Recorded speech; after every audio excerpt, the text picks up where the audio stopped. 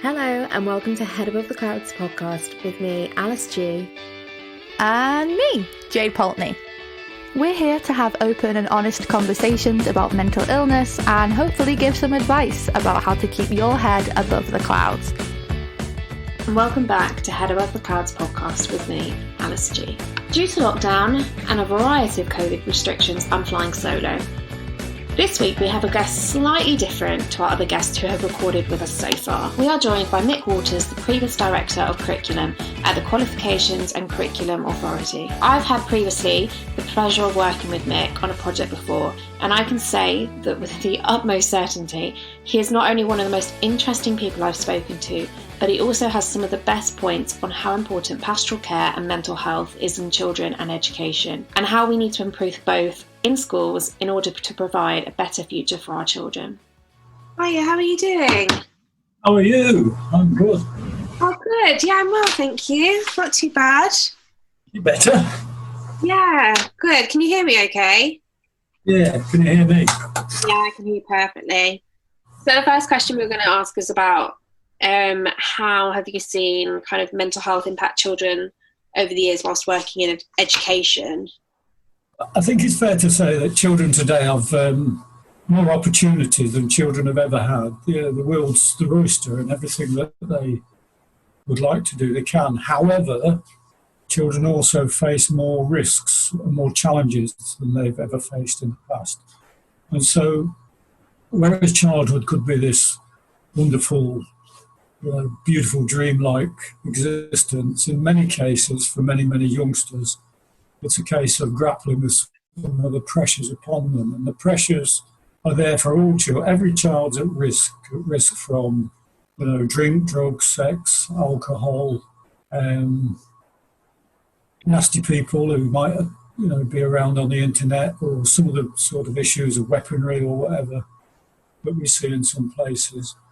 But equally, every child is at risk from the pressure that comes upon them because of adult expectations and the expectations of society. So there have been significant changes over the last many years that I've seen the opportunities that children have got balanced by the pressures. And I think it is nice being a child these days, but sometimes it must be awful.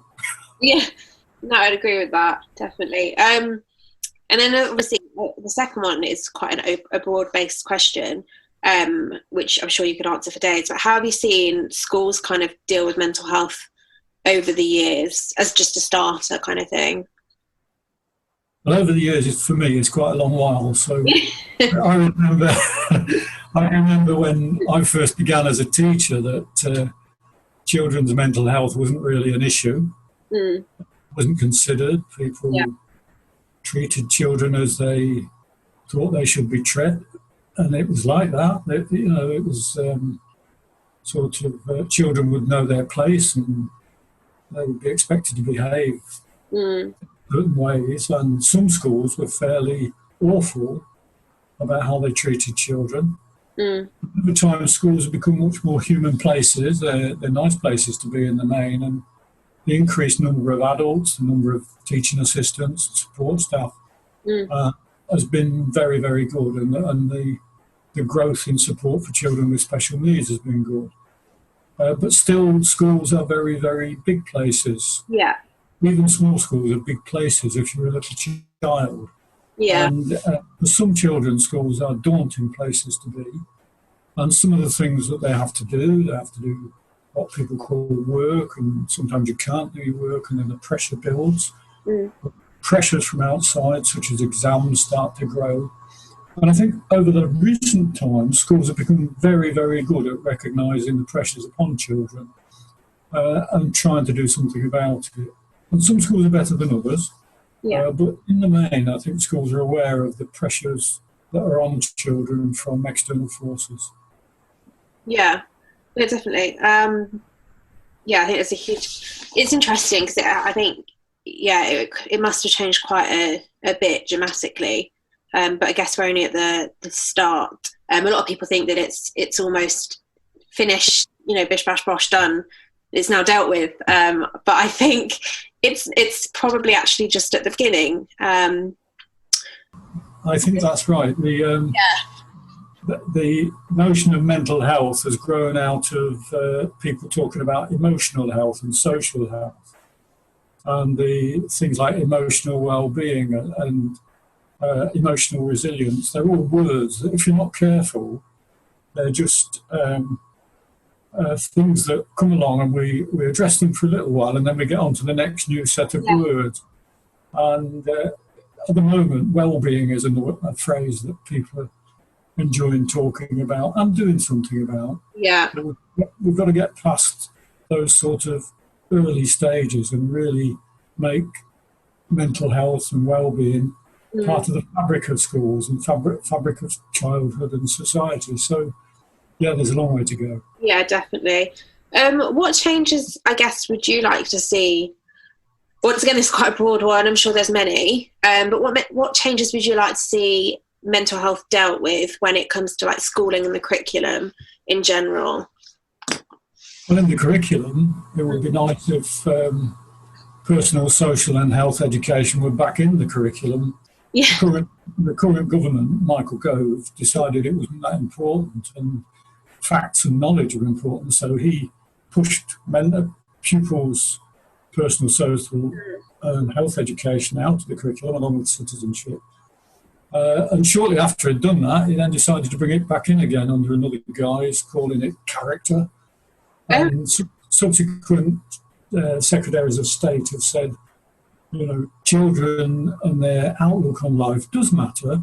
And we've started to think that we ought to do something about it. But actually, it's not just the odd hour in a lesson, a lesson now and again that helps children to become the people we want them to become. It's got to be the fabric of the school, the way the school works, the climate of the school, and so on. And teachers are wanting to do the right thing by children. The pressures of government expectations are there on teachers as much as they are on children. And one of the things children are very quick to pick up on is the tension of the system, the stress of the system as we go along. And so, they read the masks of teachers. Teachers can pretend that things are just natural, but children know that their SATs matter. They know that their GCSE matters. And so one of the things I would like to see different is a sort of a recognition that we do put pressure on children in school. Pressure's not a bad thing. If there's a phrase called optimum anxiety, you don't want people to be too anxious. Yeah. We don't want them to be unanxious. We want them to be just on the right level of anxiety. And I think we've got to do a lot of work to make sure we don't overhype some of the things that children are expected to do.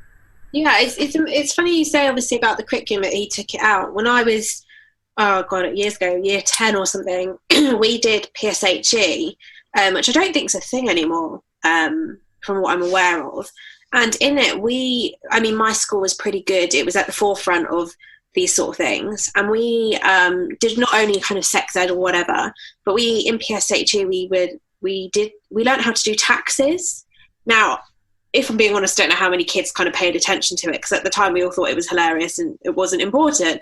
But we all picked out a job from a hat, and it had like a salary, and then we did like working out how much tax we paid and what could we afford, and could we afford this television, or all this stuff, which actually I think I probably used more from that lesson, that group of lessons, than I think I have from maths, if I'm honest with you.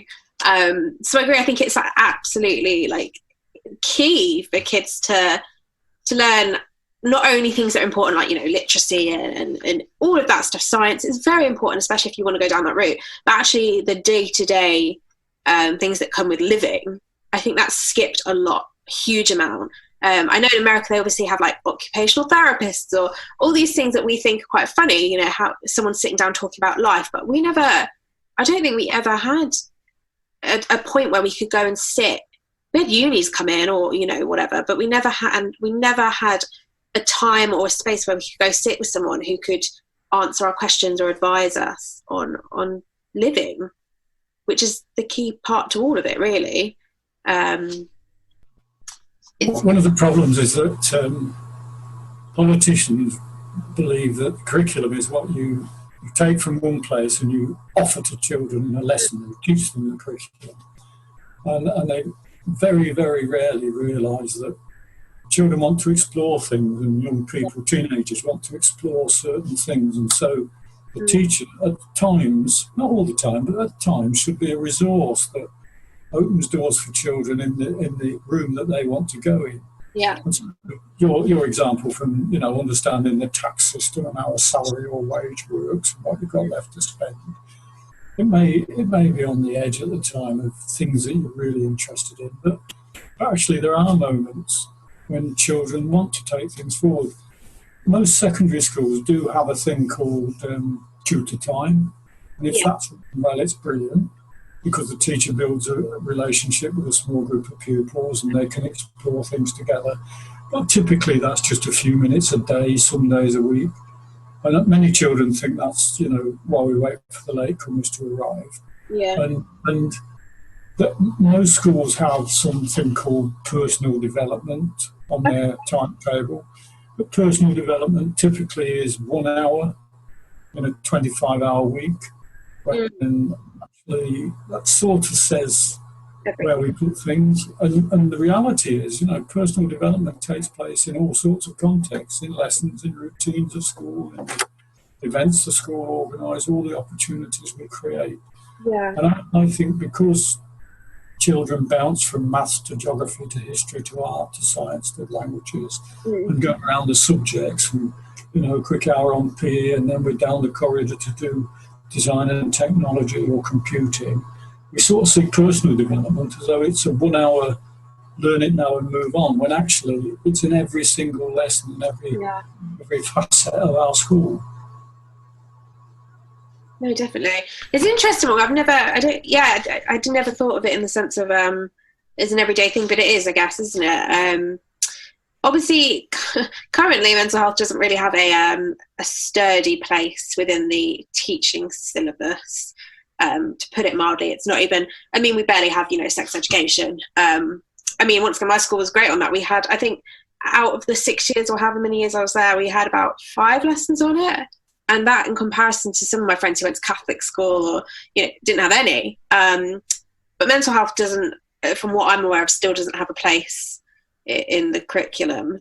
I guess is that something you personally, I know you personally would want to see? You've been kind of fighting for that for quite some time. Yeah, I think what happens is various people put pressure on the system to achieve things. So the last Secretary of State and the current one both talk about mental health being important. Previous Secretary of State, Justin Greening, previous to the last, so we've got Damien Hines before the current one, and then we've got Justin Greening before that. Justin Greening was very, very strong in saying we need to do more about relationships and sex education for children. And I quite like the way she said relationships and sex rather than sex and relationships. Yeah. How to play with it. Actually, you want the relationship before you get the sex. And you have to keep realising where this comes from. She brought that in, and I've no doubt she believed it was important.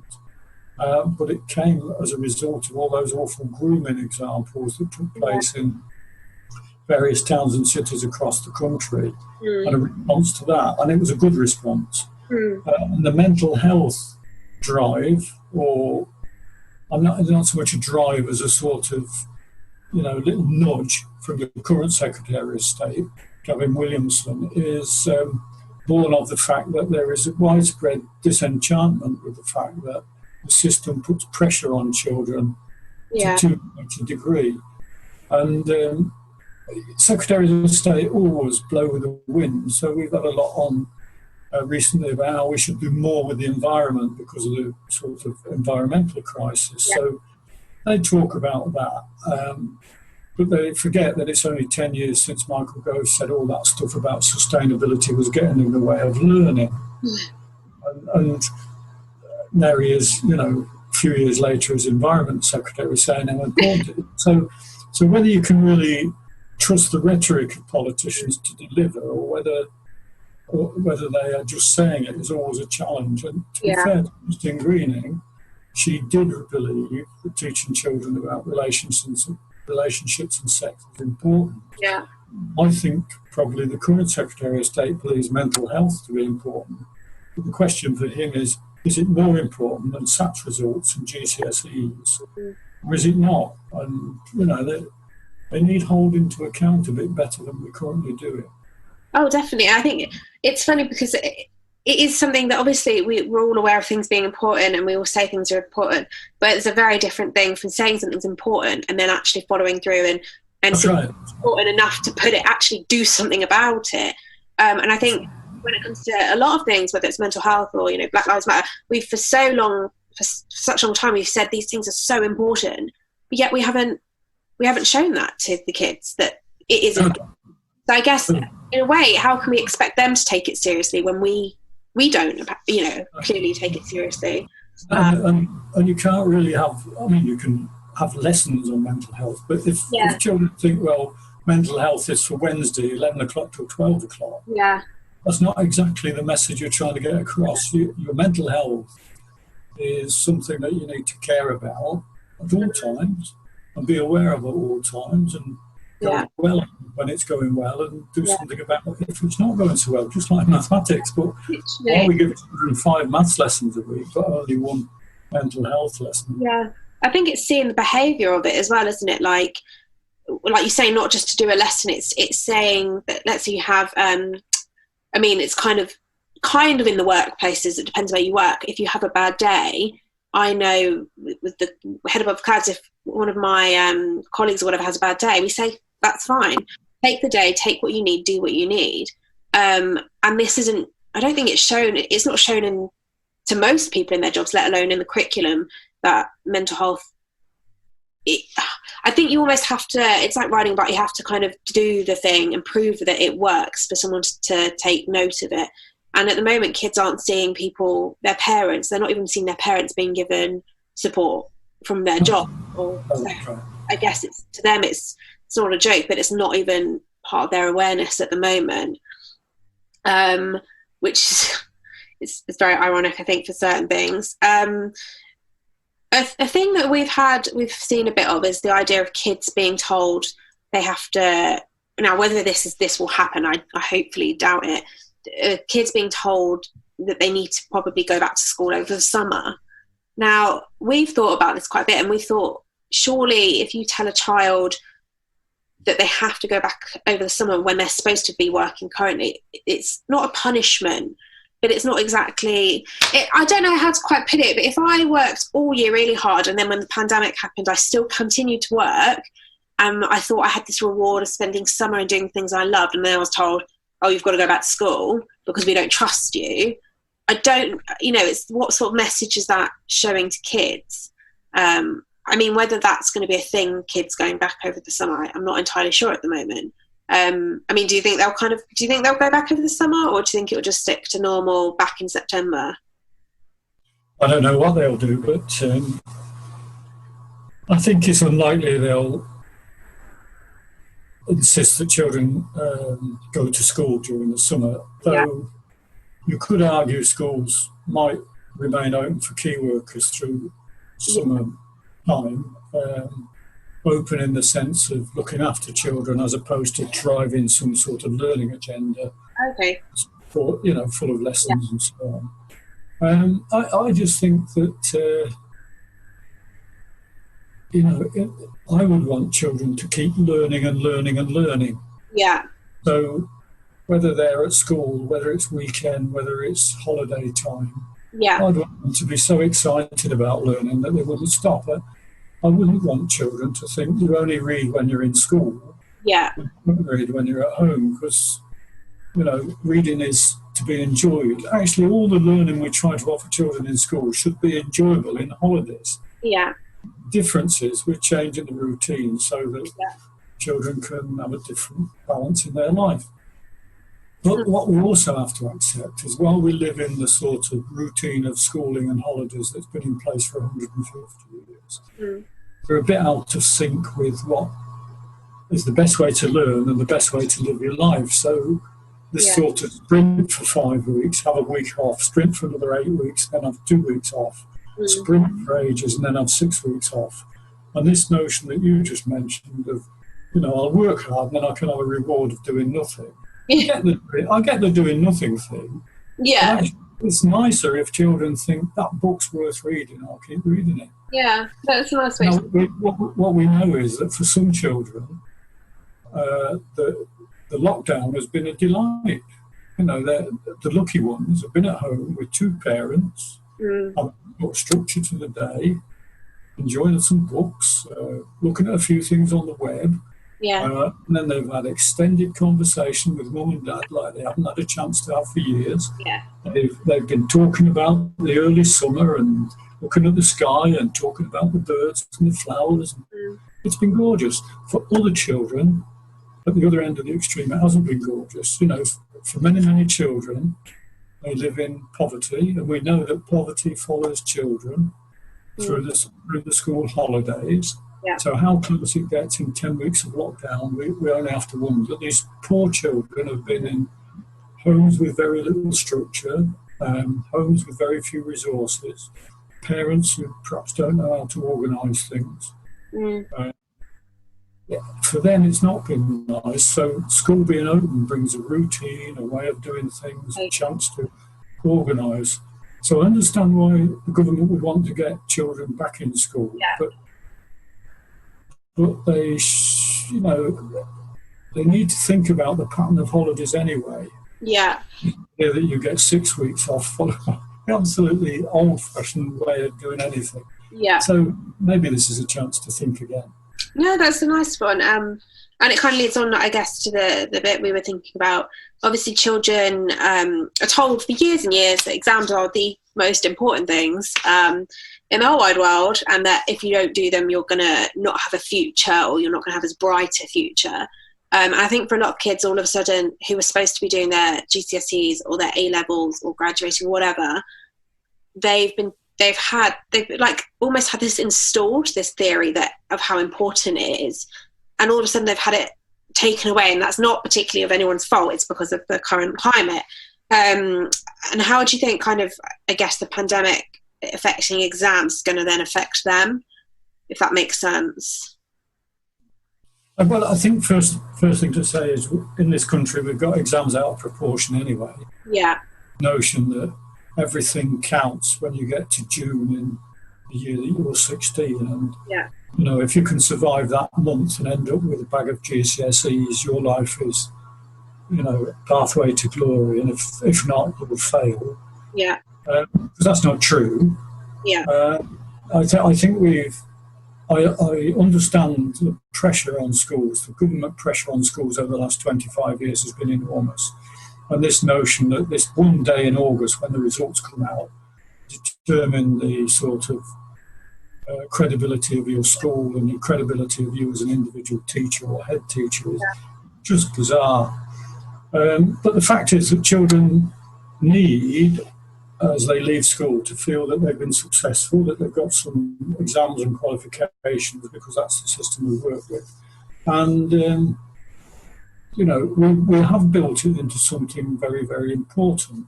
And to stop it, I didn't think it was a big deal, stopping the exams. If we don't know enough about children by the time they get to March in the final year of their schooling, it's a funny old school system. They've been with us for ages, so we ought to know enough about them. But I understand also some teenagers thinking, well, that's not fair. I've worked like mad. Yeah. And I'm not going to get my moment in the sun. It's a bit like the Olympic athletes suddenly being told, well, we're not doing it. Sorry, you've been high jumping for 5 years and now it's not on. Yeah. The other youngsters who feel cheated because they thought, I don't need to work until the last 3 weeks. And then I'll do all the preparation, go in and get the glory, and then I'm finished. And they haven't had that chance now. So those who miscalculated are suddenly got a problem. I just think we've got to be a bit more straight with children, teenagers particularly anyway, that once you've done your GCSEs and you decide to be an apprentice or go on to A-level, very few people ask you after that point how many GCSEs you got. When you've got your A-levels and you go to university, hardly anybody asks you what you got for A-level. And when you get your degree, your degree, 5 years later, people come along and say, what mark did you get on that assignment in that degree? You know, they are things that you do to get under your belt to help you to get the sort of decisions that you want to make in your favour. The benefit of exams and qualifications is that it gives you more options, more chances, more choices. The less you've got, the less choices you have in the future. And that's all they really need to know. But this obsession with, you know, what you'll get in the future based on this one day in June is a very odd thing. I think, I don't remember the last time anyone paid any attention to my degree, and that was, 2-3 years ago? No one really cares at all now. But they care more about the experience I've gotten since or throughout and the pastoral side to it. Do I enjoy working, or what do I do at home which makes me then excited to bring that to work? That's what you get asked in interviews, isn't it? And I think you don't really get asked about your GCSEs or whatever it is. So do you think maybe, I guess, we should do more on the pastoral side once again, because that's the ultimate focus really, isn't it? Rather than whether you've got a B in your maths GCSE, if you can, you know. Well, that notion of well-roundedness is a key one. What employers want are well-rounded people. They often talk about soft skills, which are really hard to learn, but skills of teamwork, skills of leadership, skills of organisation, skills of customer awareness, all those things are absolutely vital. And employers are more and more saying that when they select people for their company, they'll take a rounded outlook. The problem you've got for 16-year-olds and for 18-year-olds is that the way to get to the first sift is, did you have the minimum number of GCSEs or A-levels? And in a way, I understand the employer's problem. If you've got 300 applicants, you've got to have a way of sifting them quite quickly. Yeah. That's become traditional as the way to do it. So we understand where it came from. But I do think the well-roundedness is really important. Now, to be fair to Ofsted, which is a strange organisation, it's had a lot of problems over the years. They have recently said that they'll be looking at schools to decide whether they're good enough on the basis of the extent to which they promote a rounded education alongside the examination qualifications that children get. Because over the last many years, schools have been pushed to get more and more better and better qualifications at the expense sometimes of the rich and rounded education that all children deserve. So it will change if the inspectors can hold the nerve on that. I think that's a good idea. I think it's, once again, it comes down to, like, if you want to go work for a charity, they care probably more about your experience with philanthropy than the basic maths, because you can probably attain basic maths again. You can relearn it or whatever it may be. I guess one question that a lot of people are wondering is, what is the impact that the pandemic is going to have on education now and in the future, of course? Are we going to have to look at a new way to educate, maybe more remotely? It's kind of a lot of these questions going around. I guess what do you think the key changes might be from having the pandemic when it comes to education? Well, a lot of people are talking about, well, in the future we can use what we've learned from this experience and make education different. The notion of reimagining schooling, think of it in a different way. I'm not so sure that'll happen. I mean, wishful thinking. I think there's a big tendency in humans to go back to where we were after a crisis. So when there's been a crisis, if we only get back to where we were, we know everything's okay. It's like a resolution, isn't it? You do it for a certain amount of time and then you go back to normal. Yeah. It's why people, many people, so often there's an earthquake and they rebuild the city in exactly the same place that the earthquake. Yeah. Because we want it as it was. We don't want to think, we're not doing that, we'll do something different. So I think there are possibilities. We've learned a lot about digital learning for youngsters this last few months. That, we can do it. We can teach remotely, we can help children to learn at distance. Yeah. However, what a lot of people are realising is you need that interaction, that personal relationship, as well as just banging things through a screen. Yeah. We are thinking a lot about how we get the rhythm of a school year and the rhythm of a school day better. Yeah. I think one of the things that needs to come out of it is a rethinking about where youngsters can take responsibility for themselves and drive themselves. The idea that they can only learn when we spoon feed the next hour really needs to go. Youngsters can learn. It's a natural thing to want to learn. And the idea that you only learn, as we were saying earlier, that we only learn when we're in the lesson. We only learn when we're made to. We only learn when we're at school. We've got a chance to break that and get children to be learners who are driven forward and helped by teachers who interact with them for part of their lives. And I think we've got to really take the chance after this pandemic to think again about how learning happens. I think we're going to have to as well, aren't we? Because I think another thing comes down to it is a lot of children, let alone the adults, have faced maybe times where they experience anxiety. I mean, I only experienced it so young because I had bipolar. That's the ultimate factor of it. Do I think I would have experienced anxiety and learned how to deal with it? Otherwise, probably not. And I think that's going to come with, obviously, the pandemic, that kids are now anxious if they've never been before. But to top it off, we already had an epidemic, a mental health epidemic crisis, I would say, before we even had the pandemic. And I guess it's really important that how are we going to approach it basically in schools? And we've already said that people say things that they care about things, and they probably do care. I'm not saying they don't, but it's about caring enough to change something. And I think maybe we need to start to deal with the problems we already had instead of, kicking them to the curb or hiding them. We need to start dealing with the epidemics that we already had. Whether it be, poverty, which is more a pandemic anyway, but all of these things. So I guess it's how it's taking the effect of the pandemic and how it's going to affect children, and how are we going to then reevaluate everything. And that, once again, I think comes back down to pastoral care and what's more important, or what is important, maybe not more important, but what is important in schools. I think it's probably something that we're going to have to really look at, which I'm sure you've experienced over the years. I think one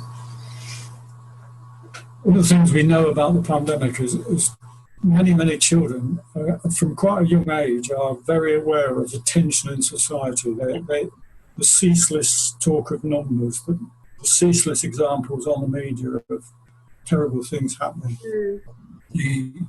The stress in the family. Some children have been closer to anxiety than they have ever been in their life.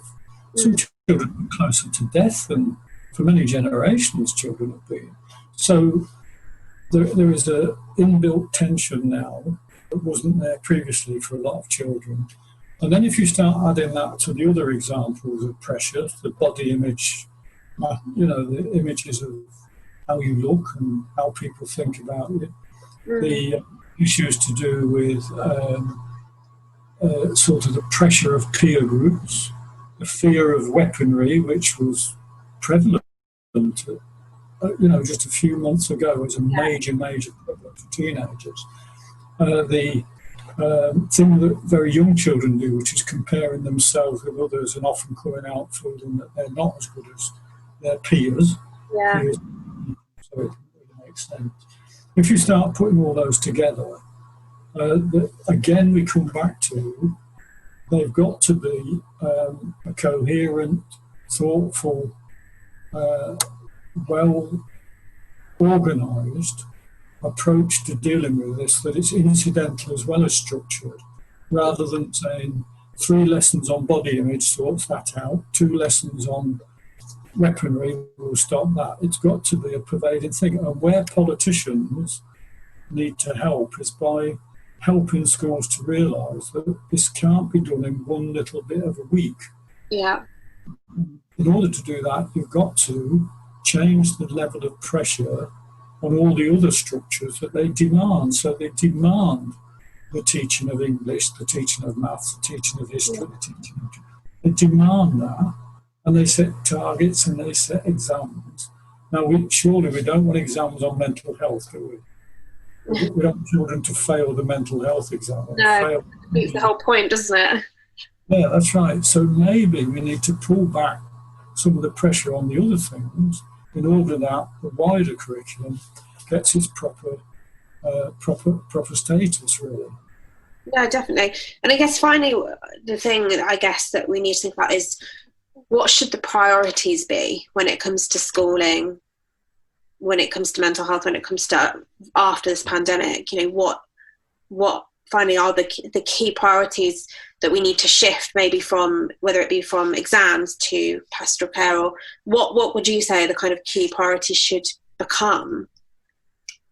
Well, the priorities need to be that roundedness in education. So children need to feel that they're growing up, enjoying growing up, and that they're learning things. So I'm not against children learning knowledge and facts, and building skills and developing understandings and getting big ideas, but they need that because that gives you an enriched feeling. And those enriched feelings are what we want children to gain and enjoy. But what we need to do is make them those things worth learning for their own sake, rather than so that you can pass an exam 5 years from now. But you want to learn history because it's a fascinating thing to learn about. You want to learn about science because it just appeals to that inquisitive nature in children. We want to learn about maths because it will open doors in life to opportunities and experiences that we all want children to enjoy. So the first thing we've got to do is reshape the reasons why we're doing it. If the only reason that we're doing exams is so that we can make children do exams, it seems to me a very, very weak argument for adults, let alone children. And so we've got to really think about what it is that it is to be a child, and how we help them to be the most accomplished, successful, enriched, happy people they can be. And, that's not where we typically start. No. Our system has always been, ever since 1870 when schools began, there have been a group of children who didn't want to come. A group of in the beginning, a lot of parents didn't want their children to go to school because that meant they couldn't do the work that brought in the money for the family. So in England, in Britain, we've always had the problem of trying to encourage some children to come to school. And there's always been an outlook that, coming out of a Victorian era, when school began, that children should be seen and not heard. They should know their place. They should do as they're told. We have to make them because they won't. What we've got to do is see childhood and learning as something that actually is just joyful to it. Yeah. I think that's honestly probably the best answer out of all of it. It's about enjoyment, isn't it? And I think when it came to school, the only time I didn't want to go was when I didn't think I'd enjoy something. And I remember when it comes to subjects as well, when you get to year 9 and you get to pick your subjects, it was such an exciting time. Everyone was really excited about what they wanted to learn about, what they wanted to do, and why they were going to have more lessons doing that instead of maybe what they didn't enjoy. And even in that process, we had really strict, I think it's gotten stricter actually. We had to pick 2 of these lessons, 2 of that, or 1 of this, and you had to have history, or you had to have 1. And now I think you have to have history, geography, so that takes out 2 of your options. And I think it's now at the point where you only get to pick 1 thing you might be passionate about, when actually you might be more passionate about the arts than you might be about, certain doing triple science. So I think you're right. I think we've just got to strip it back to actually enjoying things. I guess when in life do we start not enjoying things as much? I mean, that's a whole debate that's been going for a long time. Why don't they enjoy them? And one of the reasons they don't enjoy them is because they're tested so much, or they're told they're not doing well. Yeah. Plenty of grown-ups who tell you they didn't enjoy something at school, but look at them now. Yeah. Yeah. About maybe start thinking about, instead of what we didn't enjoy at school, what we did, and take it from that approach. You have to think about the Open University, which over the period since it began in 1970, has rewarded people, millions of people with degrees who cheerfully admit they were awful at school and were failure in their own school days. Now, is it them that changed, or is it that the school system didn't do them a good job? Or is it they were too early to exams? I mean, fancy us all having to take an exam on the same day. Well, it's based on, the system's based on one set, like, algorithm, really, isn't it? Like, that each child's the same. When actually every person's different. That's right. We just process you through, and it's, the way we keep the system good is by rejecting a lot of it. Yeah, definitely. That's brilliant, though. Thank you. Okay, look after yourselves. Don't get ill or anything. All right, then. See you later. Bye.